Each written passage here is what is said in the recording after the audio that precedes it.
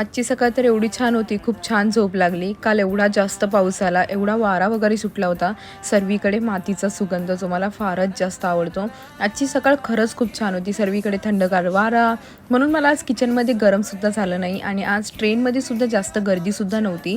त्यानंतर मी ऑफिसला वगैरे पोहोचले आणि मला एवढी भूक लागलेली की मी सकाळीच ब्रेकफास्टमध्येच माझा टिफिन खाऊन घेतला आणि लंचला माझे जेवढे फ्रेंड्स होते त्यांचा टिफिन संपवला. आणि आज मॉक ड्रिल होतं, तर घरी आम्ही लवकरच जायला निघालो आणि क्लायमेट पण जरा थोडंसं खराबच होतं. ऑफिसवरून मी घरी येत असताना सर्वीकडे अंधार पसरलेला. पाऊस एवढ्या जोरात सुरू झाला, मी तर पूर्ण भिजूनच गेले आणि ट्रेन पण आज कॅन्सल होत्या, त्यामुळे फायनली कशी तरी मी घरी पोहोचली. घरी आल्यानंतर फ्रेश वगैरे झाले आणि धीरजचा कॉल आला होता की आज दादाचा बड्डे आहे, तर आपण तिघेजणं बाहेर जाऊया डिनरला.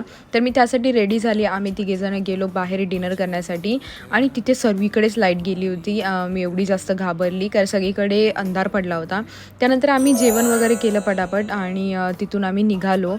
घरी आल्यानंतर दादाचा बड्डेचा केक कापायचा होता, त्यामुळे येतानाच आम्ही त्याचा फेवरेट बिस्कॉफ केक घेतला होता. म्हणजे तो माझा फेवरेट आहे पण त्याला आवडेलच. आणि मग रात्री आम्ही घरी येऊन तो केक वगैरे कट केला, त्याचा बड्डे सेलिब्रेट केला. तर असा होता माझा दिवस. भेटूया नेक्स्ट ब्लॉगमध्ये. Till then bye bye, take care.